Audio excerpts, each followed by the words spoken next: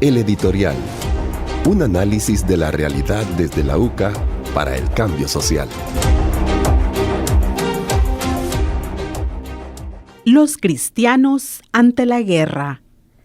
La guerra tiene una larga historia de debate dentro del pensamiento cristiano. En Jesús de Nazaret, evidentemente, la guerra no tenía lugar. Se sentía hijo de un padre amoroso que solamente exige que se le corresponda amándole sobre todas las cosas y amando al prójimo como a sí mismo. Jesús les dice a sus discípulos que se amen unos a otros como Él los ha amado. Un amor así elimina la posibilidad de la brutalidad y del odio que la guerra genera. Durante los 3 primeros siglos del cristianismo, los cristianos se oponían radicalmente a la guerra. Atenágoras, un apologista cristiano de mitad del siglo II, prohibía a los cristianos acudir al circo romano a presenciar las luchas entre gladiadores porque ver matar es casi como matar. Tertuliano, otro gran escritor de casi la mitad de época, insistía en que no se podía ser soldado y ser cristiano, dado que el soldado tiene el oficio de matar.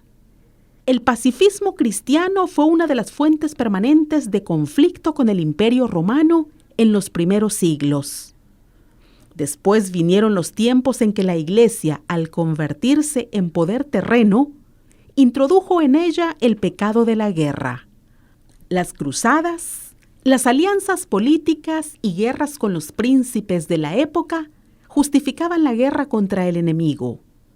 Ya en el siglo XVI, a raíz de la brutal conquista de América, dominicos como Francisco de Vitoria llegaron a la conclusión de que solamente las guerras defensivas podían ser legítimas.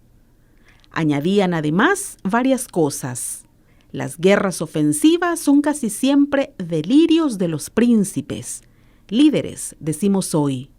Se puede iniciar una guerra defensiva para proteger a personas de un país tratadas injustamente de un modo sistemático. Y en toda guerra defensiva, la respuesta a la agresión debe ser siempre proporcional a la ofensa. En otras palabras, si un ofensor ocupaba belicosa e injustamente un territorio, la respuesta guerrera terminaba con la recuperación de dicho territorio.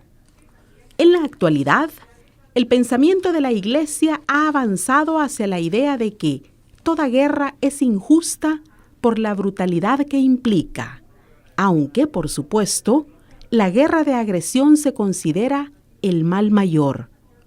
Por eso, desde hace algunas décadas, los papas han insistido en la necesidad de una instancia mundial con suficiente autoridad para resolver, mediante el diálogo, los conflictos entre pueblos y naciones. El Papa Francisco, en su encíclica Fratelli Tutti, afirma lo siguiente: la posibilidad de alguna forma de autoridad mundial regulada por el derecho debería incluir la gestación de organizaciones mundiales más eficaces, dotadas de autoridad para asegurar el bien común mundial, la erradicación del hambre y la miseria, y la defensa cierta de los derechos humanos elementales. Y añade que ante el potencial mortífero y destructivo de las armas actuales, es muy difícil sostener los criterios racionales madurados en otros siglos para hablar de una posible guerra justa. Un no a la guerra y un sí a la defensa de los derechos humanos, más allá de cualquier tipo de imperialismo o de prepotencia nacionalista, son hoy parte normativa de la conciencia católica. Ante la guerra rusa contra Ucrania, los cristianos deben exigir diálogo entre las partes y búsqueda de una mediación si éstas no se ponen de acuerdo. La guerra siempre conlleva muerte y destrucción.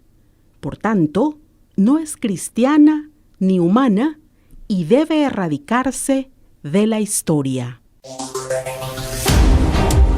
Este fue el editorial de hoy. Un análisis de la realidad desde la mirada de la UCA.